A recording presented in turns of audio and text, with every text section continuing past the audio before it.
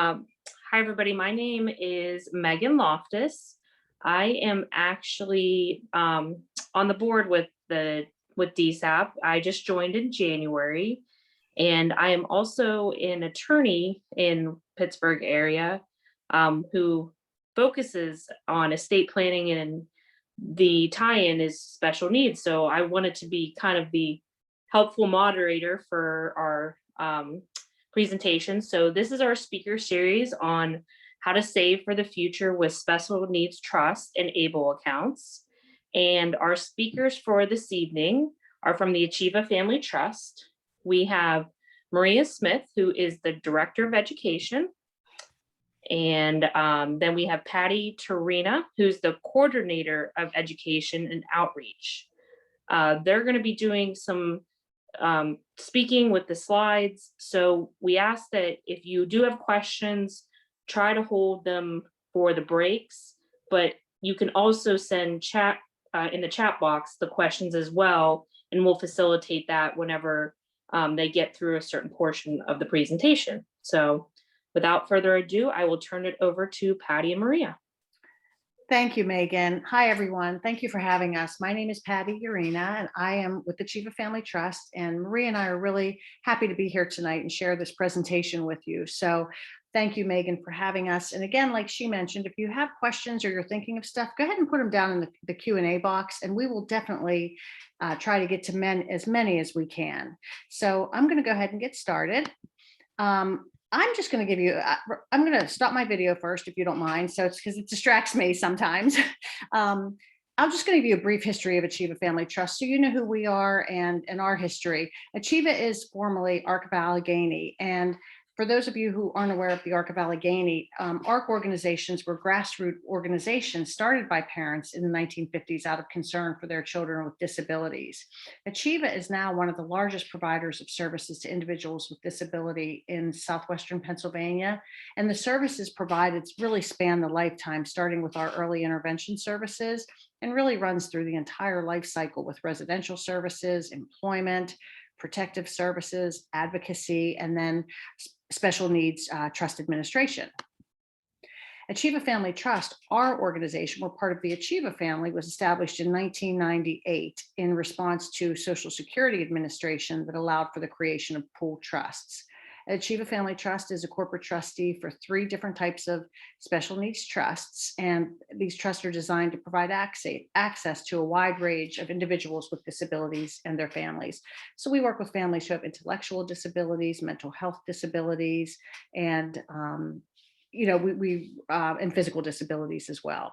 What we do at the trust are a lot of things like what we're doing tonight. We really like getting out in the community and talking to parent groups and family groups and individuals.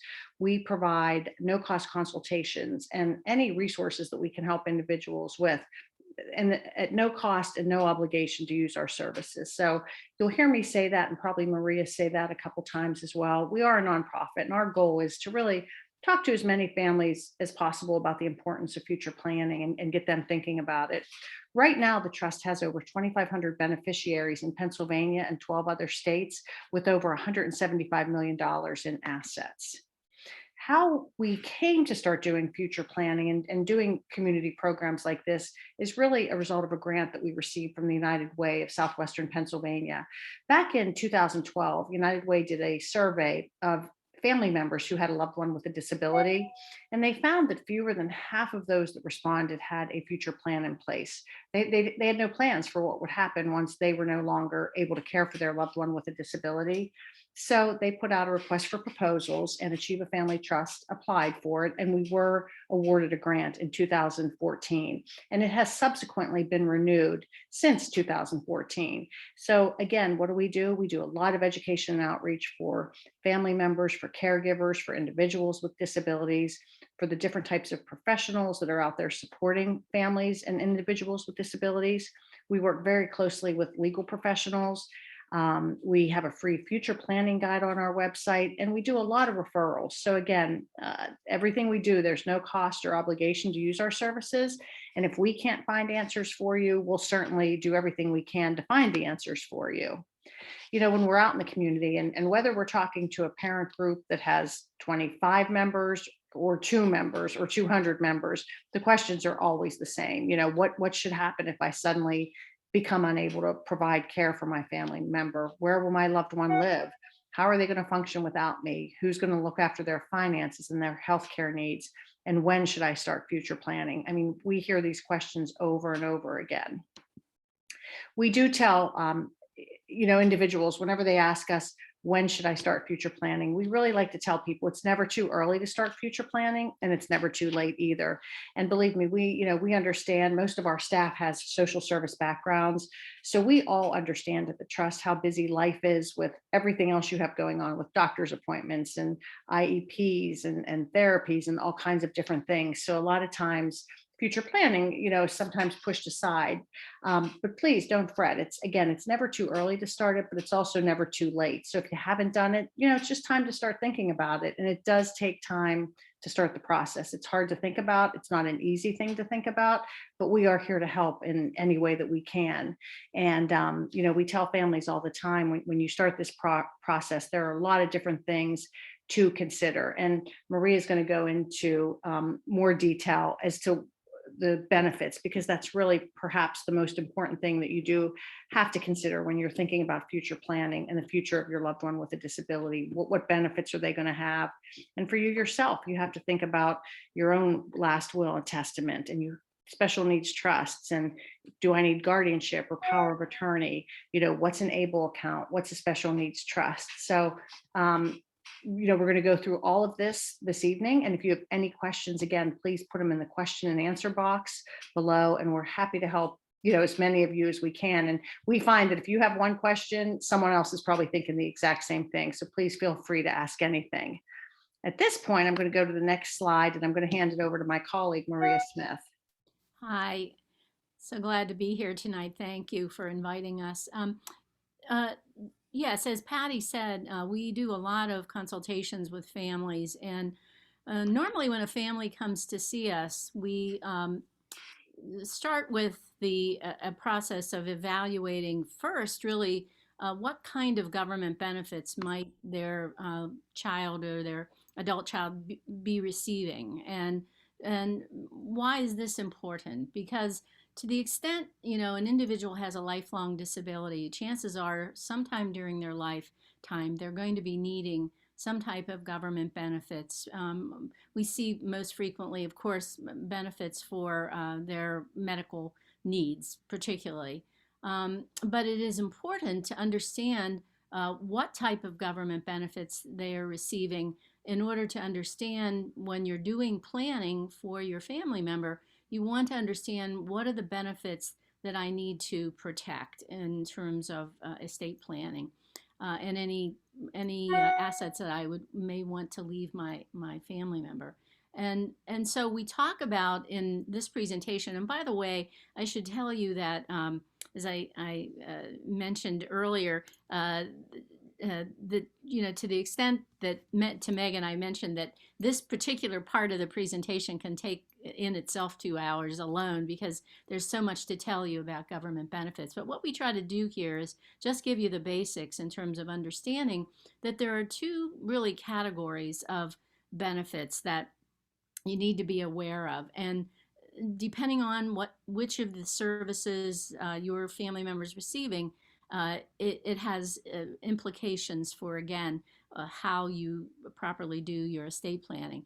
And the two types of sort of categories that we call them, one is the needs-based benefits, and the other we describe as entitlements. And so what are needs-based benefits? And those are the category of benefits such as supplemental security income, SSI, Medicaid, and something called a Medicaid Waiver service, which is really referring to Medicaid that's paying for long-term care services, either in the community or, frankly, it could be in an institute, into a nursing home. But needs-based benefits, the importance of understanding what they are is that needs-based benefits, for a person to qualify for these benefits, not only do they have to meet certain definitions of disability that are defined by the Social Security Administration, which are usually specific to disabilities that are deemed to be continuing for a period of at least 12 months, and that potentially inhibit the person from being able to work. And again, that's a really brief, there's really a fairly long definition of disability in Social Security law. But the point is, the person has to meet the definition that is defined by Social Security. They have to qualify by submitting information on their disability and meeting the standards. But also for needs-based benefits, they also have to submit financial information. And needs-based benefits such as SSI and Medicaid are based on financial eligibility that are where the person has to submit information about their income. Are they receiving income from any source, including if they're working part-time or families assisting them with income every month.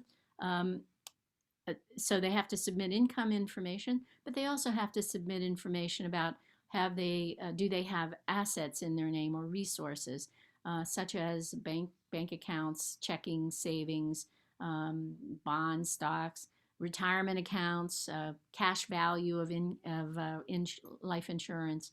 And all of those assets are looked at in terms of when someone's applying for SSI, Medicaid, and Medicaid Waiver. That's distinguishing those benefits from what the category of entitlements, such as benefits of Social Security disability income, survivor benefits, and Medicare. Those benefits, and many of you probably are familiar with Social Security disability benefits, they are cash benefits that are based on someone's work history. And it can be the individual with a disability, or it could be the child of an individual who is retiring or disabled or who has passed away. So in order to receive the Social Security disability benefits or survivor benefits, it really implies that it's based on someone's work history. And so, for example, if you or I are working and we become disabled, according again to the Social Security's definition of disability, we can apply for disability benefits. And if we've paid in so many quarters into the system, into Social Security, we can be eligible for those benefits. And at that time, when we qualify, when we're applying, Social Security is not really looking at other income unless, again, we're working and it's we're under a certain age, and they're not actually looking at our bank accounts. They're not really assessing assets in order to qualify. So it's an entitlement. Likewise, Medicare is also an entitlement. If you qualify for Social Security disability over 2 years, after 2 years, you automatically get Medicare. So there's not a financial qualification for those entitlement benefits. There are for needs-based benefits. Let me just quickly go through, if you want to go to the next slide, Patty.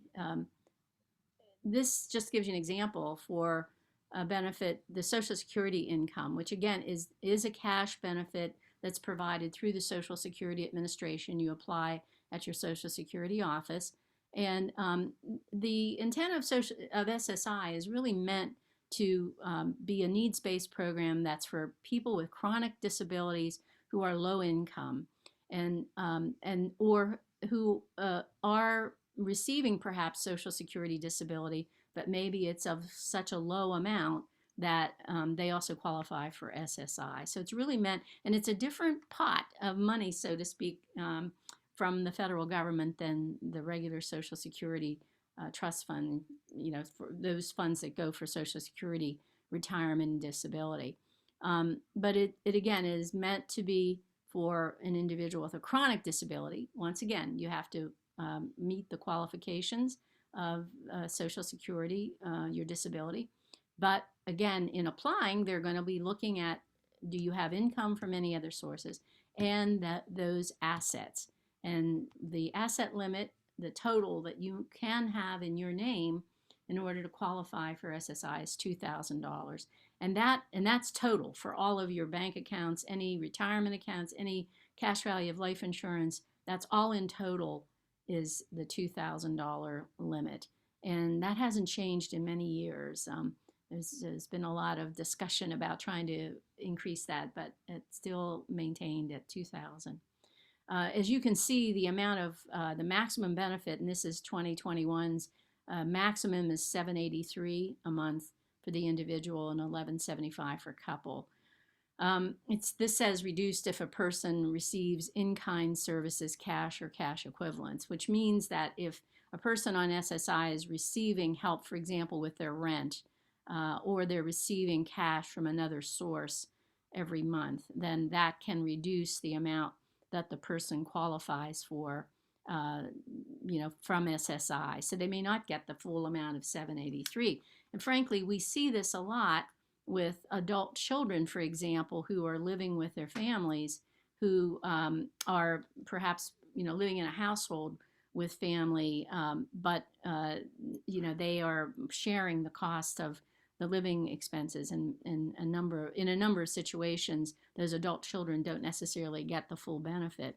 I should also mention, it's important that in terms of SSI, when you apply for children who are under 18, qualifications, they have to meet disability, but SSI, Social Security also looks at the household income and assets in order to determine if a child qualifies for SSI cash. So that child, they may not qualify because the household income and assets are above the limits. Once the child, though, turns 18, they are able to apply on their own, and at that time, the parents, there's no assessment of assets or income of the parents, so that the child is actually receiving benefits based on their own income and assets. As I said earlier, though, to the extent that adult child now, 18 and over, is living with a family, their parents and their household, they may see a reduction in their benefits just based on the assessment of their ability to contribute to the household expenses. So in Social Security, they have a formula that they use to calculate how much the person might be eligible for. The good thing about SSI, and we always encourage to apply for SSI benefits, particularly, again, kids turning 18, because it's very important to understand that SSI is linked to Medicaid. And in the state of Pennsylvania, for example, if a person receives even $1 of SSI, in Pennsylvania, you're automatically qualified for Medicaid. And Medicaid, if you want to go to the next slide, Patty, Medicaid, of all the benefits that I think individuals with disabilities receive, probably the one very important benefit and lifelong benefit for individuals is the access to Medicaid. And why is that? Well, Medicaid is a very comprehensive program that is provided through the state, but it's also it's a state and federal program that is designed really to meet the medical needs, the doctors, hospitals, prescriptions, so all of the medical needs of individuals with disabilities, but also for a number of people with lifelong disabilities who are, for example, have individuals with intellectual disabilities, perhaps autism, perhaps a significant physical disabilities. They also may need the assistance of in-home care, attendant care, residential care, respite care, those kinds of lifelong supports to live in the community. Those services, those supports are provided typically through the Medicaid and something called a Medicaid Waiver program. And so particularly for kids transitioning, in the state of Pennsylvania, we do have something called the loophole here, which is really a good thing in the sense of for kids that are under 21 and who are have a significant disability, they do qualify for Medicaid, irregardless of the parents' income and assets. So we have that loophole program. But once they start to transition 18 and then 21, they need to, in order to continue qualifications for Medicaid, then they need to meet the income and asset limits for Medicaid. And as you see, we indicate the asset limit for Medicaid is $2,000. Although, having said that, there are a number of various programs, Medicaid programs in the state of Pennsylvania that have higher asset limits than the 2,000. And for example, we have, the Medicaid Waiver program, for example, if someone's receiving waiver services and they have Social Security disability, they can have 8,000. And then there's a medical assistance for workers with disabilities, and that asset limit's 10,000. So there's a number of different Medicaid programs that are in existence. But the key is those Medicaid services we find, of any of the benefits that individuals and families are concerned about losing, it's usually their Medicaid benefits. They really can't afford to lose Medicaid. Usually services are very expensive, lifelong services, and it's very difficult to, particularly if you need in-home supports, those waiver services, those can be quite costly depending on the level of care the person needs. So Medicaid is very important. The good news is there are lots of services if you qualify. The bad news is that you have to meet those asset limits, the income and asset limits for qualification. So again, it has implications if you're, again, a parent trying to think about, planning for the future, leaving assets to my family member. How does this impact if they're on SSI, if they're on medical assistance? So let's go to the next. So just very quickly though, Social Security, I mentioned earlier, we describe Social Security disability as an entitlement program. Reason being, again, it's a kind of program that if you meet the qualifications of disability, chronic or permanent disability, and you have a work history based on how many work quarters you have put in and age, then you will qualify for Social Security disability benefits based on what you were earning while you were a wage earner. And also if you have dependents that potentially are going to qualify for, because you have children, and again, particularly if they're children under 18, and you become disabled or you retire, or a parent passes away, then those dependents under 18 may qualify for benefits based on, again, going back to the wage earner's contribution. Again, it could be that you're a child with a disability, perhaps they've been working, and then at some point they're unable to work. If they put in the amount of quarters and they have, they've been paying into Social Security disability, then they potentially can qualify for the benefit. Once again, just to mention that when you apply for Social Security disability, they're not going to ask you about do you have other income, unless, again, it's work income, because there are certain limits to if you earn over a certain amount, they call it substantial gainful employment, you may not qualify for Social Security disability. But other than the work income, they're not going to ask you about that. They're also not going to ask you about what's in your bank accounts in terms of assets that you might have. So the thing that they are concerned about is, do you have a disability, and did you pay in long enough to qualify?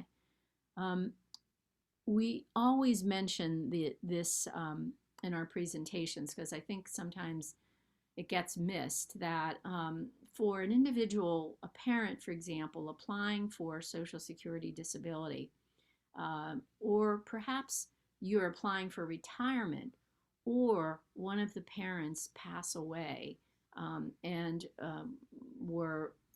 had worked and were eligible for Social Security. If you have a child that was disabled before the age of 22, in other words, the onset of that child's disability occurred before the age of 22, then potentially the triggering event, that is the death of a parent or disability of a parent or retirement, could potentially allow the child with the disability, and again, this can be an adult child. It doesn't have to be necessarily a child under 18, but it can be an adult child. They may qualify for adult disabled child benefits based on the parent's work history.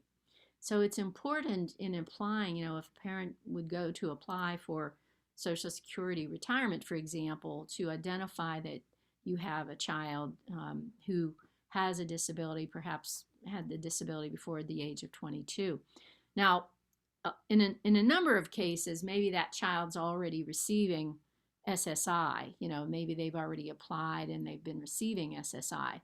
So that at that point, when you're applying for retirement, many times the Social Security Administration will search that and automatically convert them to Social Security disability if, in fact, again, they've been on SSI, they already qualify from a disability standpoint. Now the parent is retiring, and they also may qualify for parents' Social Security based on their disability.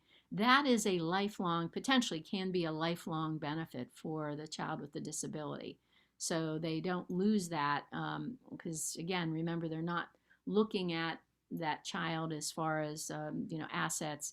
They do look at, however, if that child would get married and also work their work. If they do go to work and, work full time and have substantial gainful employment, they may lose that Social Security disability because of that. But again, it's an important benefit to know about. And for example, there may be a child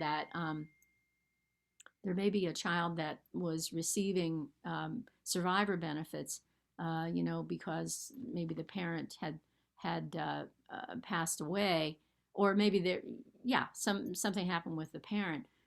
If they are a disabled child and they start qualifying for adult disabled child benefits, those benefits will continue beyond age 18. So again, just an important benefit to know about.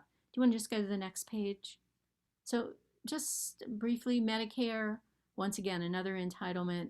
Medicare, we usually think about that as a benefit for individuals 65 and over, which it is, but it also is an entitlement for individuals on disability who have been on disability for at least 2 years.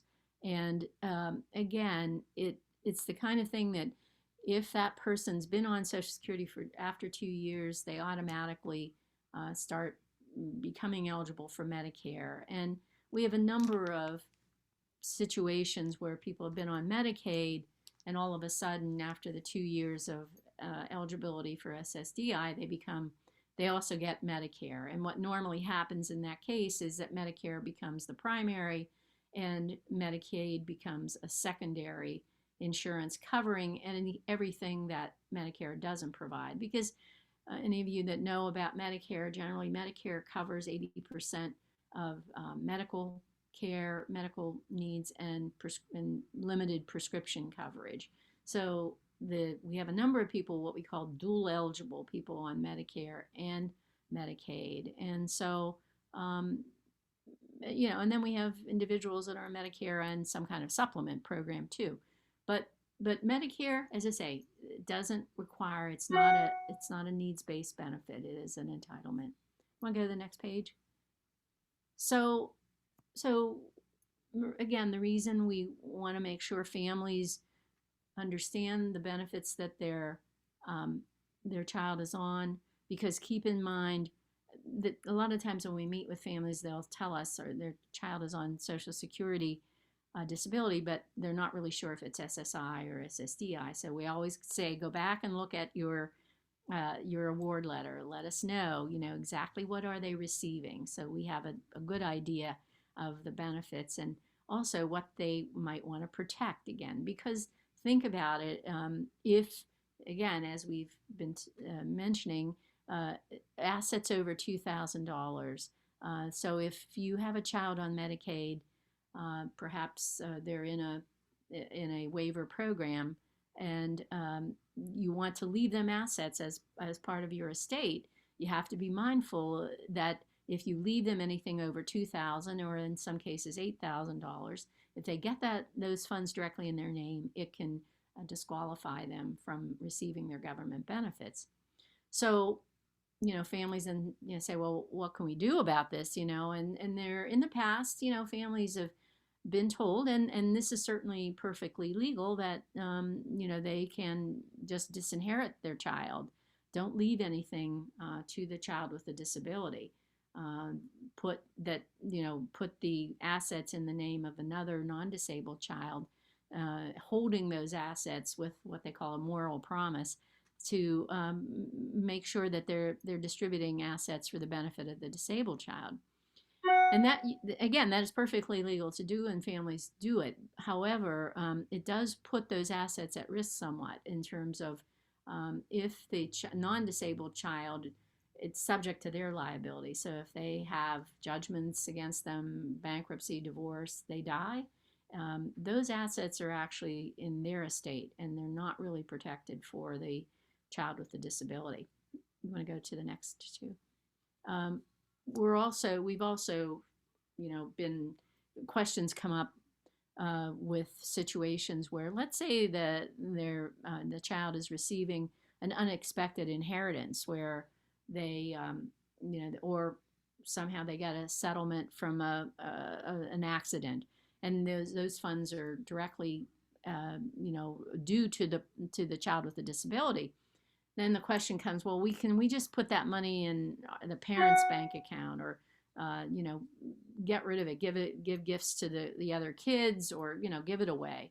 And that is called an asset transfer without fair market value. And unfortunately, that kind of transfer is, if the child is receiving SSI, or is on Medicaid, or is applying for those benefits, any assets that were transferred in that manner, for SSI, they do a 36-month look back, so they can look at money that may have been due to that person, and it can disqualify them from SSI for a look back period. It's 60 months actually for medical assistance, so that's a long time. It's 5 years. So, and again, those transfers can be detrimental to the person receiving their government benefits.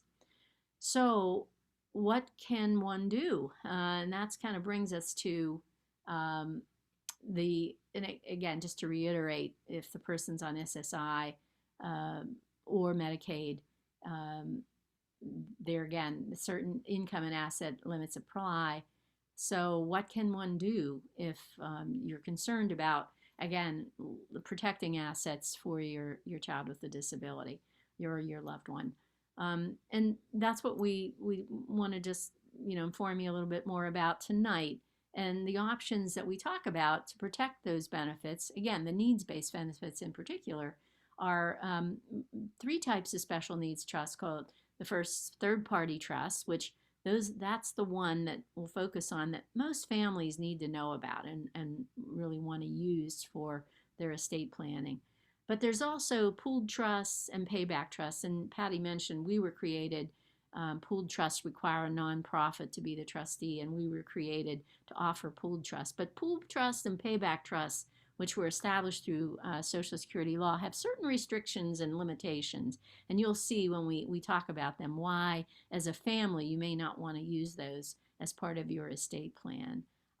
The other option that's fairly recent, 2014, is something called an Able account. And Patty's going to talk about that. That's also a great tool that is, we always want to make sure families know about. We don't administer Able accounts. It's actually through the Pennsylvania Department of Treasury, but it's a great tool for savings that really has a lot of options and flexibility that really are a great tool for families and individuals with disabilities to save for their future and not affect their government benefits. Because, again, you want to go to the next page, Patty?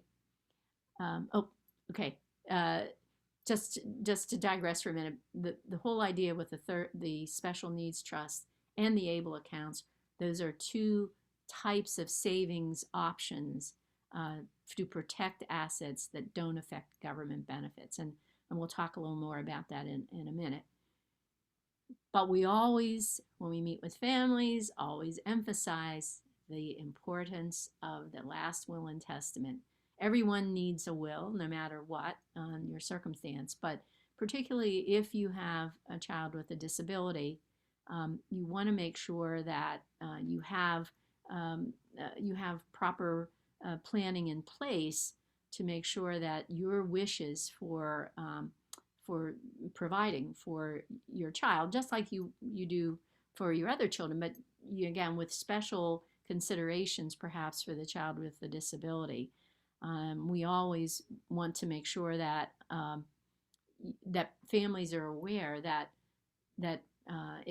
when you have a child with a disability and you're really looking to do estate planning, it really is important to go to an attorney who is knowledgeable in special needs planning and who's aware of your state's disability laws. Because keep in mind that for the type of trust that most families do as part of their will, basically those trusts are not funded usually until you pass away.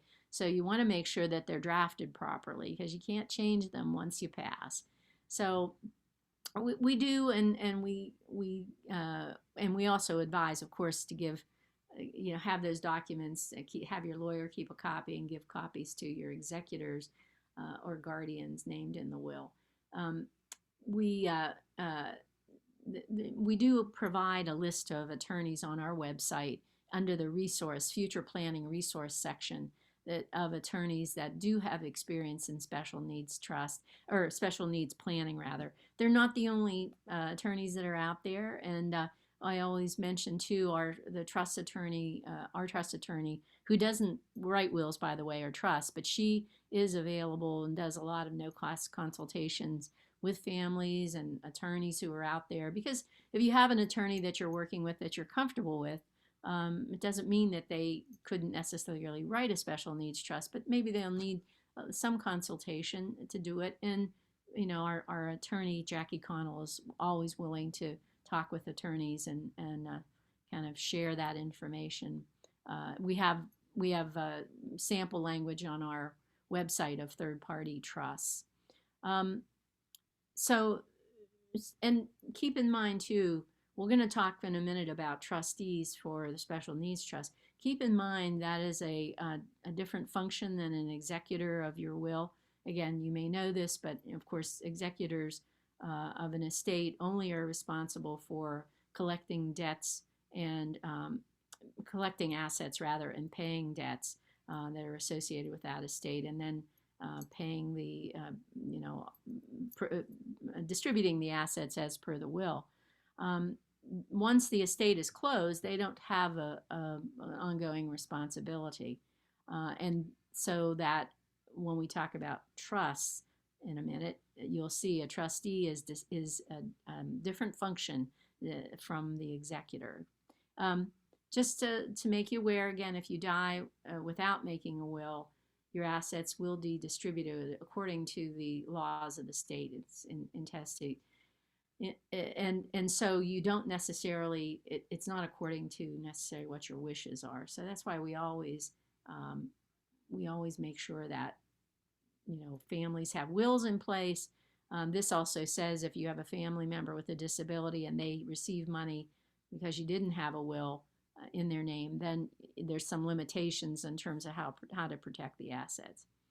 So let's go to the next. So let's talk about special needs trust. I was mentioning there's 3 types special needs trust. The whole idea of a special needs trust, it's really to be used for supplemental and extra care above and beyond what the government provides. Generally the government, like SSI, for example, they talk about it's really for housing food and utilities, basic housing needs. Um, but to the extent that, a person needs clothing and cable and phone services and all those things, those are actually considered outside of SSI, and they're considered supplemental needs.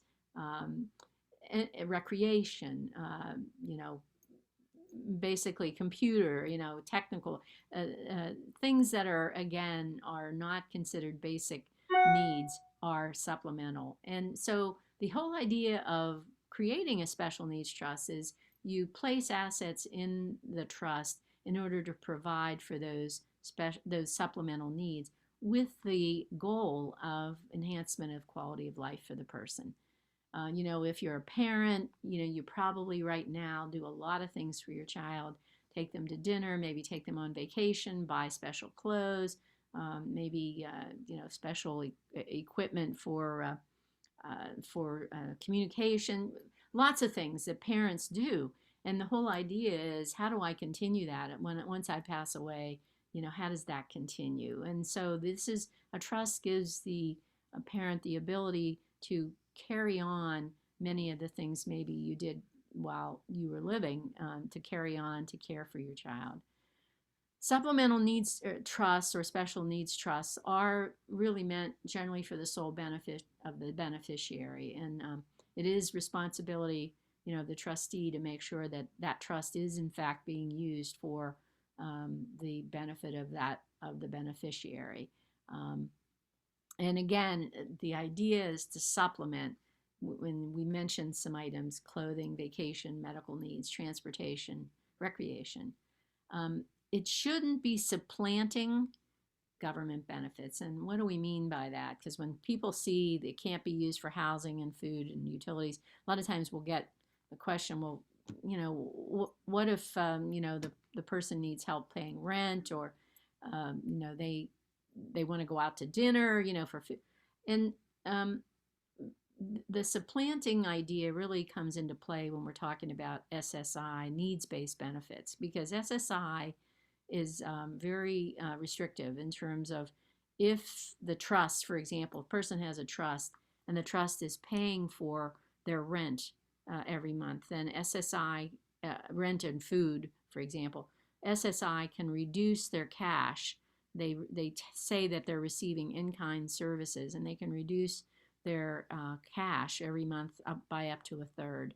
So we try to avoid, as much as we can, supplanting government benefits, particularly if they're on SSI. Frankly, sometimes we have to do it.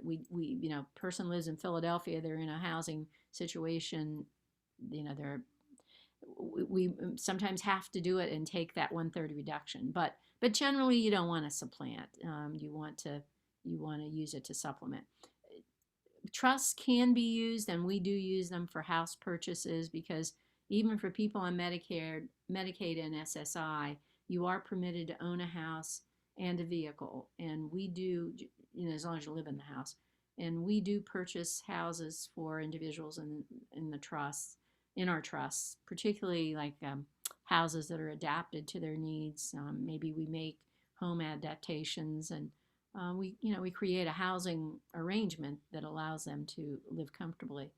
And also with vehicles, if they need a vehicle for transportation, we can do that also. So I mentioned, again, supplemental needs. You want to go to the next. So 3 types of special needs trusts. I mentioned third party, also known as common law, and payback and pooled. Those are the 3 types. The trustee, again, it's a different function from the executor. The trustee, all special needs trusts have to have a trustee identified. And that trustee can either be a corporate trustee, like a bank. The Achieva Family Trust is a corporate trustee. Or it can be an individual, or more than one individual, or more than one trustee. You can have co-trustees. An individual, for example, third-party trust we'll talk about, could be a family member, and you can have more than one family member as a trustee. You can also have an individual and a corporate trustee as co-trustees. But the whole idea is that the trustee has the responsibility, once that trust is funded, they have the responsibility to administer the trust for the benefit of the beneficiary. And the control that they have, the funds that they have, that they control and have authority over, are those funds that are within the trust. It's not their SSI or their Social Security. It's only the funds that are in the trust. And it's for as long as that trust is funded, or if, to the extent the beneficiary passes away. So the trustee has a specific role around administering the trust. And that also includes, by the way, things like investing the money in prudent investment options, and also filing taxes every year. Also, a trustee must be aware of the rules of government benefits, because you want to make sure you're distributing the funds that, and don't disqualify the individual in any way for their government benefits. So it's a pretty serious role that one takes on as a trustee, but it's needed. Again, it has to be identified in the trust. The funds in a special needs trust, any of the resources that are in the trust, are not considered available for government eligibility. So anything that's in those trusts, as long as they're properly constructed, they are exempt from being considered. So it means that an individual can have up to over the $2,000 limit if they're on SSI. They can have, actually, there's no upper limit on a special needs trust. And those funds, again, through the trustee, are available for their supplemental benefits. You want to go on to the next? So the next, the important trust that families need to know about is the third party special needs trust. Third party, what does that mean? It means that the funds that are going into this trust are the funds of, it can be parents, other family members, it can be friends, it can be anybody's funds except for the individual with the disability. So again, if you are, if grandparents, parents are wanting to plan for the future of their loved one with a disability, they can potentially use a third-party special needs trust, create that. And typically, we see this type of trust being created as part of an estate plan, as part of someone's will, where the trust would be funded upon the death of the parent or both parents, and it would be funded at that time. There are certain circumstances where families can fund them before their death. They call them inter vivos, but typically we see them funded as upon the death of one or two parents. But it's funded by, again, third parties, families or friends. And the thing about the third party trust, there's many good things about it. Again, as I mentioned earlier, family can be trustees. You can appoint, another family member or several family members. You can appoint successor, trustees as part of the trust document, and also you can use a corporate trustee, either as a co-trustee, or perhaps if no family is available, then it reverts to a corporate trustee. So you have lots of options. And keep in mind, too, when these trusts are drafted and they're going to be funded upon the testamentary trust, you can change them, too. You can change the trust during your lifetime, because just as you can go back and review your will, you're going to go back and review that trust to see, do I still want this person as my trustee, and what circumstances may have changed that you might want to change the provisions of the third party trust. Again, the third party trust can be very flexible as far as their use. Sometimes family members will be asked to do what is called a letter of intent. It's not a legal document, but it just accompanies the special needs trust, and it really tries to give guidance to the trustee about how you'd like the trust to be to be used during the lifetime of your child. For example, if they go to Disney World every year, you'd like that to continue. You can say that as part of the letter of intent. It's not enforceable, it's not legal, but it's a guidance. So the flexibility is there to use that trust. And again, with the proviso, you don't want it to be used in such a way that it diminishes government benefits. But other than that, it's can be flexible. The other good thing about a third-party trust, and we call this the grantor. Whoever writes the trust is what we call the grantor. And you, as the grantor, get to decide if your family member passes away during the lifetime of the trust and they pass away, then the grantor can decide in the trust documents who's going to get the remaining funds. So there's no payback to the state. There's for any services received, because when we talk about the payback trust, it's a quite different situation. So you have lots of flexibility. And the other good thing about a third-party trust, there's no age limit. You'll see when we talk about payback and pooled trust that 65 is the upper limit when you can establish those trusts. So for a third-party trust, if a parent dies and they're in their 90s and they have a child who's over 65, it doesn't matter. That trust can still be funded because there is no age limit for establishing the trust. So, and the other thing I should mention too, because some parents, maybe there are grandparents, for example, that want to leave something to their grandchild with a disability.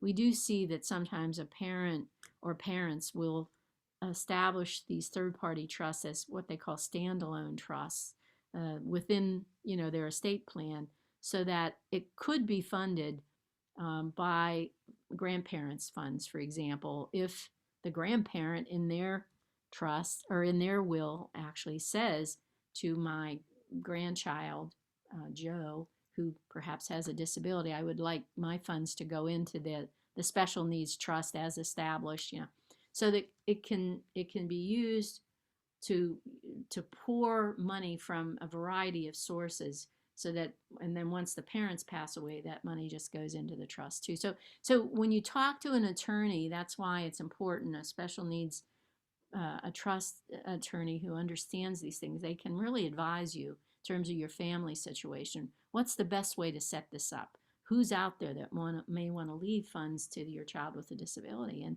do it in such a way that it flows pretty smoothly into the trust, and money doesn't come to the child with a disability directly, because that's what you really want to avoid. You want to go on to the next one? Because in the event, for example, the person with a disability does receive funds in their name, as I said to you earlier, trying to transfer those funds out of their name, just transfer it without fair market value, can have serious consequences in terms of if they're receiving benefits. So one of the options that is available, and this is a type of trust that is established through federal law, through Social Security law, something called a payback trust. And again, it's a type of trust that can be of real benefit. We see this a lot of times when an individual has been in a serious accident and they get a settlement that's significant, or there's a child with medical malpractice where they receive significant funds, and they have a lifelong disability where they really need Medicaid benefits during their lifetime. I mean, their care is such that it's so costly that even millions of dollars would be diminished quickly if they had to pay for their care privately. So the payback trust is established it can be established by the individual with a disability, which that's fairly recent, by the way, but also because in the past it was only parent, grandparent, legal guardian of the court. But the person has to be disabled, and go back again to disabled according to the Social Security definition. They have to be under the age of 65. Now they can have an individual or a corporate trustee. So family members sometimes can be a trustee for a payback trust, but it must be a type of trust that is drafted by an attorney. And I didn't mention again, certainly the third party trust also has to be approved or has to be drafted by an attorney. Likewise, a payback trust does also, and it has to be approved by the Department of Human Services if the person is applying or receiving benefits. So again, it has to be a knowledgeable attorney who knows how to draft that payback trust. The thing about the payback trust, during the lifetime of the person, the trustee will use the trust just like they would really any other type of special needs trust, supplemental needs trust, to hopefully enhance the quality of life for the person. And so it can be, you know, fairly broad in terms of it can be used to buy a house. Sometimes we've done that, or purchase a car, or maybe special equipment, or clothing, that kind of thing. But the thing about it is, so the trustee's not under any obligation to save money, but they are on obligation to account to the Department of Human Services in terms of how the funds were spent during the person's lifetime, because upon the beneficiary's death, the Department of Human Services does present a bill, for any past Medicaid benefits that the person's received during their lifetime. So, you know, it depends on how large the trust was, and, you know, how, if the person suddenly dies, they're a young person, perhaps Medicaid benefits, they haven't paid out that much. So in that circumstance, sometimes there are funds left once Medicaid and the state is paid back. And in that case, in a payback trust, the trust can specify that funds would go to family or friends or a charity. So, you know, frankly, our experience, because we do administer all three types of the special needs trust, our experience with payback trust, generally, if the person has been receiving, for example, waiver services for a length of time, usually that bill is pretty high and, you know, exhausts the trust. But again, as a trustee, we're responsible to the state to tell them how we spent the funds, and they can come back and question any disbursements that we've made, and again, require that we pay the bill at the end. I'll stop here for a minute because I'm going to turn it over to Patty to talk about pooled trusts and Able accounts. Does anybody have any question? I see there is one question in the chat. Let's see. What should your will refer to if you have not yet established a special? Oh, so yeah, well, again, if absent a special needs trust, then more likely, just as you do for any of your other children, I know most of the times parents will say, you know, you're leaving distributions like equally between your children. So that's normally what you would see. If you have a special needs trust, then generally you would, if you have 3 children, 2 non-disabled, usually you would say, I leave, this portion to my children without the disability, or my 2 children, and again, presumably those are kids without a disability, but to my child with a disability, it would go directly into the special needs trust as established by your will. Hope that's helpful. Maria, I got a direct question, and I'll just read that out for you. Sure. I don't want to pronounce her name wrong, but I don't know if it's Naheem or Neem. She asked, does the Social Security disability income count into income limits for SSI or Medicaid? Yes, Social Security disability, it's all income.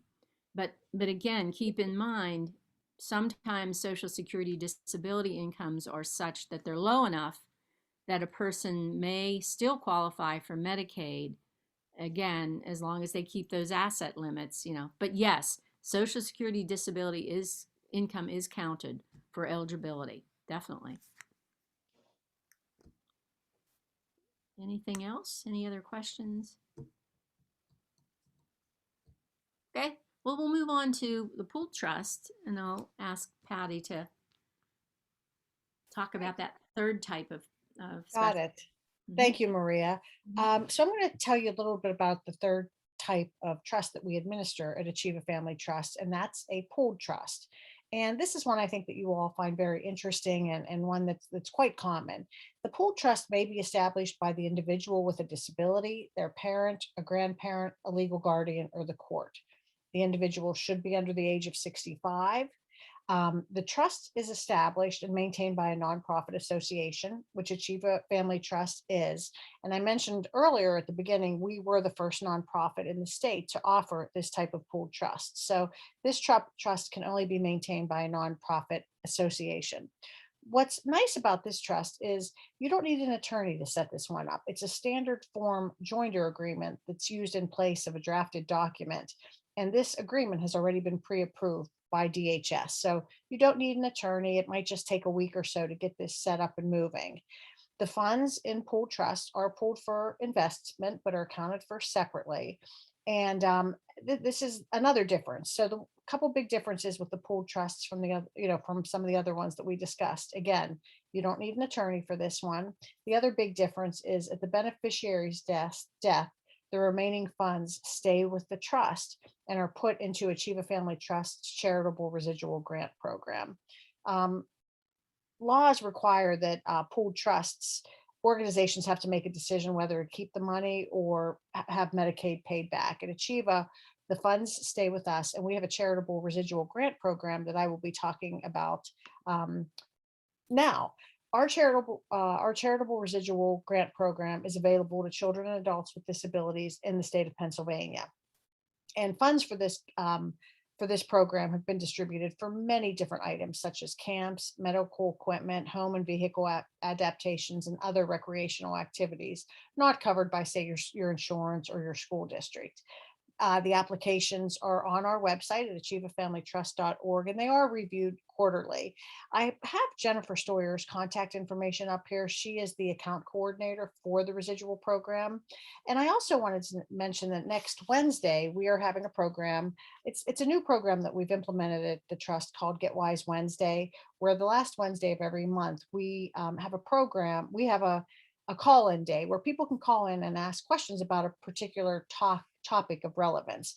Next Wednesday's topic is on our charitable residual grant program. So if you all have an opportunity to maybe check it out on our website, if you start thinking about what your loved one with a disability might need, that day is a great opportunity to call in between 10 and 2. And that's the number you would be calling as well, and ask Jen any question you want.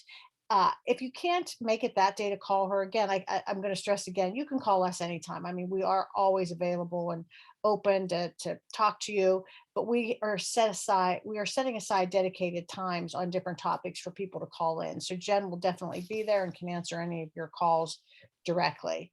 I do just want to go back to the pooled trust. Let me just make sure I'm not jumping ahead. I just want to go back to the pooled trust though, again, because the slide that when I was talking about pooled trust doesn't really go into detail as to when sometimes people use a pooled trust.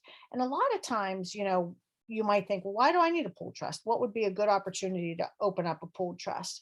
A lot of times, if an individual with a disability receives an overpayment from Social Security, say they were denied and they appealed it and they got a $5,000 overpayment or a $10,000 overpayment, a pooled trust is a really good place to place that money. It's a good, you can put that money in a pooled trust and not worry about compromising government benefits. A lot of times individuals may be left money by an aunt or an uncle or someone who forgot that they shouldn't leave that individual with a disability money directly. Maybe they hit a scratch off lottery ticket. Anytime the person with a disability would come into some money that's over $2,000, this is a good place to put that money to protect the government benefits. You wouldn't want to put $100,000 into a pooled trust in most cases, but it's an opportunity for smaller amounts of money without having to consult an attorney on it. So that's where you can use a pooled trust. We talked about the charitable residual program, and I can't encourage all of you enough to take a look at this program, in a little bit more detail. It's fantastic, just the different things we've been able to distribute. So, and I know that there is a camp deadline that's coming up sometime in May. And, I'm not sure what's happening with summer camps this year due to COVID, but, if you have some camps that you're interested in or different things, please take a look at this program. Just a couple of the myths and facts that we sometimes hear from family members about special needs trust. So often, you hear special needs trust fund. You think you have to be rich to establish a special needs trust, and that's false. Now, some corporate trustees do require a minimum of a lot more than our minimum requirement at AFT. Some banks may require a minimum of $500,000. At Achieva Family Trust, it's a $500 minimum to start a trust with us. Um, and then the biggest fact, and I know Maria talked about this earlier, is when you start this process and you're going to start your estate planning, and you want to set up a special needs trust, it really is important to involve an attorney who is familiar with special needs trust and with government benefits. And that's just so important. And a lot of times, maybe you have a friend or a neighbor or someone who's an attorney, and maybe you want to use them.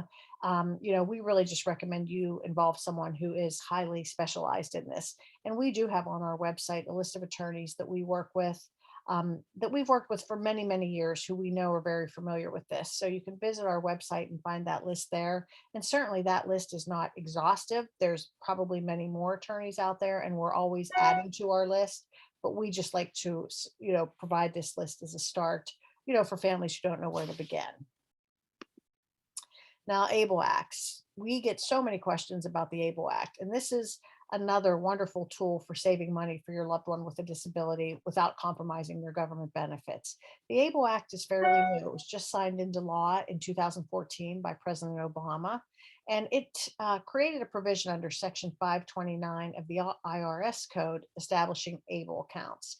ABLE accounts allow individuals with a disability to save for qualified disability related expenses, much like a traditional 529 plan allows people to save for education related expenses for their child. The ABLE account can help you. You can save money for disability related expenses. This program is administered by the Pennsylvania Department of Treasury, and their information, can be found online at paable.gov, or I have a number on this slide, and where you can find them. And the website's pretty user friendly. I recommend you check it out if you have questions about more questions after what we go over here. Just a couple facts about the Able Act. The beneficiary is the account owner, but authorized signers can be added to the account. One big difference with the Able Act from Special Needs Trust is that the beneficiary must be disabled, and the onset of the disability must be before the age of 26. If you recall, with our trusts, it's under the age of 65, except for third party trusts. It can be any age. Just the pooled and payback, you have to be under the age of 65. For the Able Act, the disability does have to occur before the age of 26. I can tell you the federal law is looking into increasing this age to 46, but it has not happened yet. So you do have to, the disability had to occur before the age of 26. The second big difference, in addition to age versus, with special needs trust and Able accounts, is how much you can contribute per year. It's limited to $15,000 per year from all sources. However, individuals working can add up to $12,490 above the $15,000 a year. But otherwise, if you're not working, you can only put $15,000 a year into an Able account. SSI recipients can save up to $100,000 without SSI being affected. And right now, remainder funds can be transferred to a disabled sibling or to the beneficiary's estate upon death. So like I said, we get a lot of questions about Able accounts. And again, we don't administer them, but we always are happy to help answer whatever questions we can. And probably the biggest question when we do presentations like this and we're talking about Able accounts and special needs trust is, well, which one should I have? Which one's better? Should I have one or the other? Or what do you recommend? And honestly, there's a place for both an Able account and a special needs trust. And a lot just depends on the circumstance. What's really nice about the Able account is the Able account is also a place where you could put that overpayment from Social Security, or you could put, that small CD that you got from an aunt or uncle that forgot they shouldn't have left it to you directly. It just has to be under $15,000 a year. So again, this is a place just like with a pooled trust where you can put smaller amounts of money. You don't need an attorney to open up an Able account. You just go online and open it.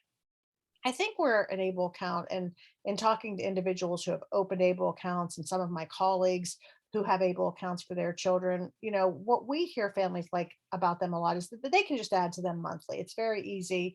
Just if you want to put money away each month, $50 a month, $100 a month, or if you just want to have a place to put, money from birthday gifts or Christmas gifts, things like that. Again, the expenses have to be related to the disability, and it's very important that you keep track of your receipts. If an audit would ever occur, they would want to see the receipts. So it is important that you hang on to your receipts. Again, there's a time and a place.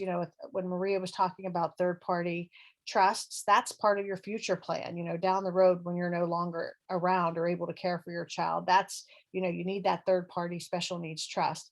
An Able account is more for the current time frame. Again, if you just want to put a little bit of money away each month. And there's different, when you go to the Able website, there's different, you have 7 different choices how you want that money invested. You can put it in a mutual fund, you can put it in a checking account, so you do have some options there. And I also recommend, just last month in February, we had a webinar that we sponsored on special needs trusts and Able accounts. And we had our staff attorney speak on special needs trust. And we did bring in someone from the Treasury Department to speak on Able accounts. And we had over 350 people register for that program. So we had a huge audience. And that program is recorded and it's on our website right now. So if you ever want to go back and take, listen, really hear a head, comparison of the two and what they both do, I would really recommend you visit our website and listen to that webinar. So, just to sum up what we do at the trust with our future planning activities, we do have a speaker series that I just mentioned. Now, since COVID, everything's been online, but probably since last March, we've probably had 8 to 10 different speaker programs, all on various topics related to individuals with disabilities and those who care for them. And again, I know Maria mentioned earlier, we have a program just on Social Security. We have programs just on waivers. We have programs just on Able accounts. We've kind of condensed and had to go through everything pretty quickly tonight, but our speaker series are all recorded and put on our website. So, please feel free to go visit our website and take a look. We do have one coming up in April and then one in May. We have 2 more for this year, and then we'll start back up, in the fall. Our May one is going to be on education after high school, post-secondary education for individuals with disabilities. What options do they have? And then we have one in April it's geared on money management. So please visit our website for more information on those. We also have a monthly newsletter, and this is where we promote a lot of our programs through our monthly newsletter, but it's also where we keep people aware of what's happening, statewide, nationally, with different laws, with Able accounts, just with whatever's happening that's relevant to those with disabilities and those who care for them. Prior to COVID, we usually hosted one free legal clinic a year, and we hope to resume that at some point. We would bring in attorneys, they would offer their services at no cost and no obligation, and they would do a future planning consultation. So again, if you subscribe to our newsletter, that's where we promote programs like this. And we also have a free personal planning guide on our website. And that's something that you can fill out at your convenience. It's really just a snapshot of your loved one's life, your loved one with a disability. It really just lists all their likes and what's important to them, who their friends are. Just it's kind of a snapshot of their life. And that can be found on our website as well. And I think that's about it. Are there any other questions at this time? I know we go through, some of this stuff, and I can't stress enough, if you have any questions that are maybe more personal that you don't want to put out there in front of the group, please feel free to call Maria or I and or the office, and we'd be glad to talk with you. We're meeting with families now, some in person, some remotely, depending on what your comfort level was. But we're always happy to meet with families and answer in detail more questions that you may have, whether it's about benefits or future planning or attorneys, whatever. We're happy to help. And I can't tell, Maria, from my screen if there's any questions up there. If you were, I don't see any unless did Megan? I would say I didn't get any additional since we did our, little break. So If anybody has any, they can feel free to talk right now. That's fine. I don't know. I know we had some people drop off, but Yeah. otherwise. Yeah, I mean, so for anybody who's still on this was also recorded. So if you have any questions, Maria and Patty just put up their information there, but you can reach out to Meredith or anybody, you know, on the board, and we can get you to the right information as well. So, Okay. oh, hold on one second. Todd just asked, how are funds for Able accounts typically spent? Patty?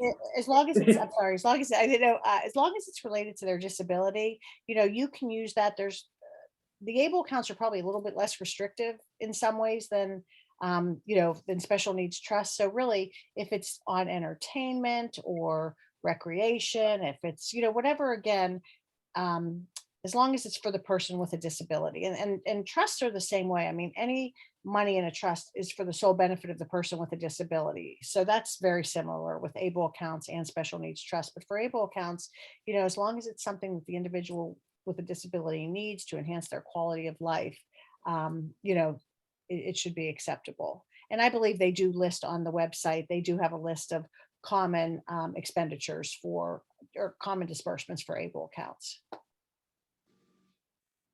Can it supplement? Yeah, Todd just kind of elaborated on his question. In other words, he asked, can it supplement living expenses, like rent, food? Yes. Yes, Okay. it can. Yep, it's a little bit looser in that sense than the special needs trust. You can use that for rent. There we go. I think that answers that. Anyone else? All right. I mean, if there's no other questions, and if you don't have anything else, Patty or Maria, I'm just gonna thank you both for joining us, and it is a wealth of information, and to everybody who's still on here, please take advantage of the resources they're offering. And you know, there's no dumb questions. So definitely reach out. Thank you. Thanks very much. Thank you. Thanks for having us. Thanks for having us. Yeah. All right.